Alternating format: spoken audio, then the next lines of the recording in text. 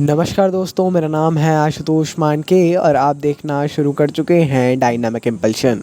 आज के इस वीडियो में हम बात करेंगे 3 सितंबर 2023 के करंट अफेयर्स की।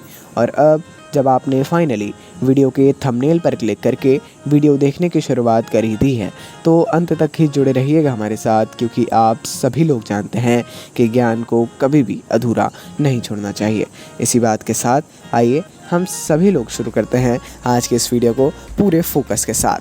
पहली जानकारी, भारत की समृद्ध सांस्कृतिक विरासत और अमूल्य सांस्कृतिक विरासत के संरक्षण और संवर्धन को सुनिश्चित करने के लिए ASI नाम डेफिनेट सी बात है सुना होगा। ASI मतलब archaeological survey of India, Hindi में भारतीय पुरातत्व सर्वेक्षण, है ना। समवेट ऑडिटोरियम IGNCA में ये इतना इम्पोर्टेंट नहीं है, ये वाली जो लाइन थी, है ना, कहाँ पर, ये उतना इम्पोर्टेंट नहीं है। इन्होंने अडॉप्ट हेरिटेज 2.0 कार्यक्रम शुरू करने के लिए तैयार हैं, मतलब ऐसी घोषणा कर दी है। देखिए, अडॉप्ट हेरिटेज 2.0 क्या है, ये मतलब दूसरा संस्करण है। 2017 में भी इसको लॉन्च किया गया था। ये मतलब कार्यक्रम जो है कॉरपोरेट सामाजिक जिम्मेदारी का है, जो हमारी विरासत है, जो हमारे ऐसे अलग अलग मॉन्यूमेंट्स हैं, ऐसे अलग अलग जो ASI के अंडर में जो मॉन्यूमेंट्स आते हैं, है ना, जो मतलब हमारे हिस्ट्री से रिलेटेड है, कोई भी मॉन्यूमेंट, उनको अडॉप्ट करने का एक सामाजिक हर प्रकार से उसको मतलब जनता के बीच लाने का, उनकी जिम्मेदारियां, कर्तव्य, उनके दायित्वों से समझाने का यह एक दोबारा से शुरू किया जा रहा है ASI के द्वारा। अन्य जानकारी अवश्य लीजिएगा, इंटरेस्टिंग भी है, इम्पोर्टेंट भी है। आगे बढ़ते हैं। केंद्रीय नागरिक उड्डयन मंत्री ज्योतिरादित्य सिंधिया ने नागरिक उड्डयन राज्य मंत्री जनरल विजय कुमार सिंह सेवानिवृत्त जो हैं, इनको ओडिशा में उत्केला हवाई अड्डे का उद्घाटन किया। ध्यान दीजिए, देखिए, माननीय हमारे जो केंद्रीय नागरिक उड्डयन मंत्री हैं ज्योतिरादित्य सिंधिया जी, इन्होंने ओडिशा के उत्केला हवाई अड्डे का उद्घाटन किया है।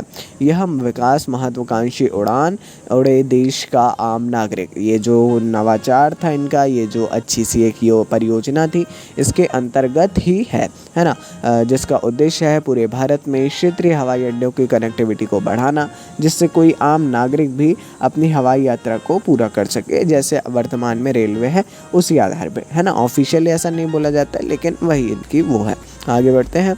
अमेरिकी राज्य जॉर्जिया के गवर्नर ब्रायन कैंप ने आधिकारिक तौर पर घोषणा की है कि अक्टूबर के महीने को राज्य के भीतर हिंदू विरासत माह के रूप में मनाया जाएगा। अब एक बात ध्यान दीजिए, अमेरिका के जो राज्य हैं, आप अलग अलग राज्यों में बहुत अलग अलग वो देखेंगे, है ना। ये अब आपका राजनीति शास्त्र है यहाँ पे, है ना, पॉलिटी आ गई है। पॉलिटी में आप लोगों ने अवश्य ही पढ़ा होगा क्या अंतर है इसमें और ऐसा क्यों है, ज़्यादा डीप में नहीं जाएंगे उसमें, है ना। यह उद्घोषणा जॉर्जिया को संयुक्त राज्य अमेरिका के कई अन्य राज्यों के साथ जोड़ती है, जिन्होंने हिंदू विरासत, संस्कृति, मूल्यों और परंपराओं का सम्मान करने और स्मरण करने के लिए समान कदम उठाए हैं।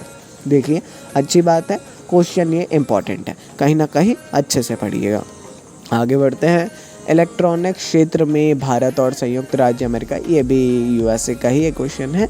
इसने इन दोनों के बीच व्यापार संबंधों को मजबूत करने के लिए एक उल्लेखनीय प्रयास में Indian cellular and electronics association ने वर्तमान भारत अमेरिका इलेक्ट्रॉनिक्स व्यापार, जो कि वर्तमान में $8 बिलियन का है, इसको बढ़ाने के लिए एक समर्पित टास्क फोर्स की स्थापना की। भारत और USA दोनों ने मिलकर के, सीधी भाषा में बोले तो, जो कि अगले दशक के भीतर $100 अरब की महत्वाकांक्षी योजना है। देखिए कितनी बड़ी बात है, अभी $8 बिलियन ही है और अब $100 अरब तक पहुंचने की बात हम कर रहे हैं। ये एक अच्छी बात है। दशक में यदि ऐसा परिवर्तन की विचारधारा भी रखी जा रही है तो हम सभी के लिए एक अच्छी बात है और ये इम्पोर्टेंट है। आगे बढ़ते हैं।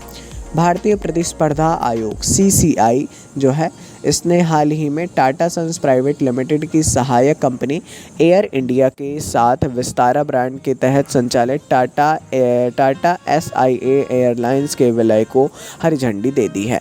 देखिए, टाटा जो एयर इंडिया है, टाटा सन्स की एक जो एयर इंडिया है वो, और विस्तारा ब्रांड के तहत जो संचालित है टाटा SIA एयरलाइंस, इसको इन दोनों का विलय किया जाएगा।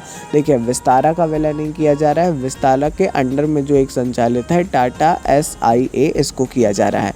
नीचे जानकारी और भी दी गई है, पढ़ लीजिएगा, हमने सीधी भाषा में समझा दिया। आगे बढ़ते हैं। ये शायद अंतिम जानकारी है। आज है 3 सितंबर और प्रत्येक वर्ष 3 सितंबर को मनाया जाता है विश्व गगनचुंबी दिवस, गगनचुंबी इमारत दिवस, माफ़ कीजिएगा।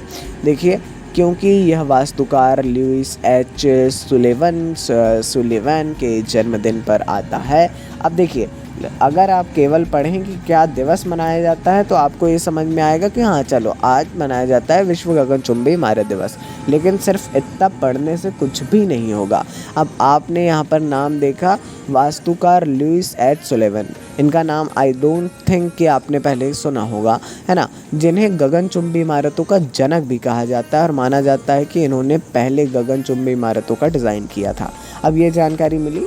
अब ना सिर्फ इस जानकारी में रहना है, इस जानकारी को और ज़्यादा आगे करना है और देखना है इनके बारे में और पढ़ना है और इमारतों के बारे में पढ़ना है, और फिर धीरे धीरे जो है उसमें थोड़ा सा डीप जाते जाते, ज़्यादा समय नहीं लगेगा। इंटरेस्ट के साथ, यदि इंटरनेट है आपके पास, पूरे इंटरेस्ट के साथ इसको करेंगे ना, हर किसी को फ़ायदा है। अवश्य एक दिन ट्राई करके देखिए। हम बार बार कहते हैं कि आप लोगों को स्वयं से ही करना है, मैं ऐसा नहीं हूँ कि पूरा आपको बताएं, है ना। चलिए आगे बढ़ते हैं। ये थी आज की इस वीडियो की अंतिम जानकारी। अपन मिलते हैं अगले वीडियो में ऐसी जानकारियों के साथ। नमस्कार। Dynamic impulsion.